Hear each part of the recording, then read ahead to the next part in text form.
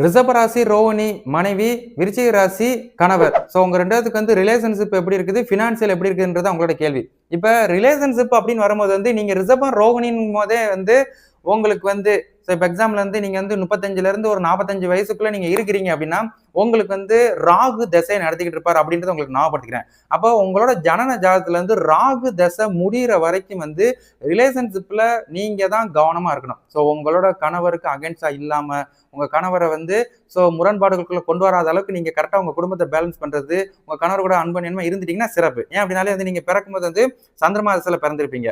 2வது செவ்வாய் தசை, 3வது உங்களுக்கு ராகு தசை இப்போதைக்கு ஓடிக்கிட்டு இருக்கும். இப்படி ராகு தசை ஓடும் காலகட்டங்கள்ல இந்த மாதிரி ஒரு முரண்பாடுகளை ஏற்படுத்தும். உங்க ஜாதகத்துல ராகு தசை முடிஞ்சு குரு தசையை ஸ்டார்ட் பண்ணிட்டாருன்னா உங்களுக்கு பிரைட் ஃபியூச்சர் இருக்குது அப்படின்றத ஞாபகப்படுத்திக்கிறேன். 2வது உங்களுக்கு பினான்சியல் அப்படின்னு வரும்போது ஸோ உங்களுக்கு என்ன ராசிக்கு இப்போதைக்கு 10ல சனி, கர்ம சனி, அதே ராகு வேற 10ல, இதோட குருவோட தொடர்புல உங்களுக்கு தொழில்தனம் இருக்கிறதுனால 25 விழுக்காடு உங்களை பேலன்ஸ் பண்றக்கூடிய வாய்ப்பை இந்த குரு ஏற்படுத்துவார். ஸோ அதனால நீங்க பேலன்ஸ் பண்ணிக்கலாம். 2வது உங்க கணவருக்கு விருச்சிக ராசி அப்படின்னு வரும்போது நட்சத்திரம் எதுவும் சொல்லல, வயசு எதையும் சொல்லல.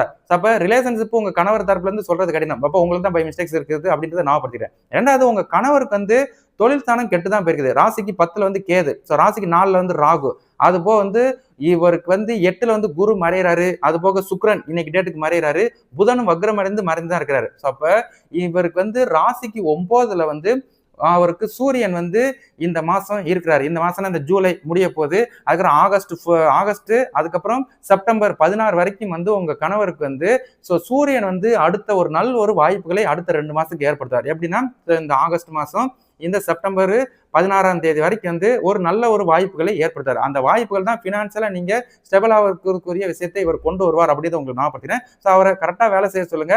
அதுக்கப்புறம் புதன் வக்ரம் நிவர்த்தி அடைந்து மறுபடியும் ராசிக்கு 9ல, ராசிக்கு 10ல, ராசிக்கு 12 கண்டினியூஸா அடுத்த ஒரு 3 மாசம் இவர் பேலன்ஸ் பண்ணாரு. சேம் அதே தான் இவங்களுக்கு சூரியன் இப்போதைக்கு 9ல, 10ல, 11ல கண்டினியூஸா இவங்களை அடுத்த 3 மாசத்துக்கு நல்லா உட்கார வைப்பதற்குரிய விஷயத்தை ஏற்படுத்தார். ஸோ கரெக்டா நீங்க பயன்படுத்திக்கோங்க. இந்த 3 மாசத்தை விட்டுறாதீங்க. விட்டுட்டீங்கன்னா ஸோ கொஞ்சம் மேலே ஏறி வருது என்பது கடினமாகி போயிடும் அப்படின்றத ஞாபகப்படுத்திக்கிறேன். சரிங்களா?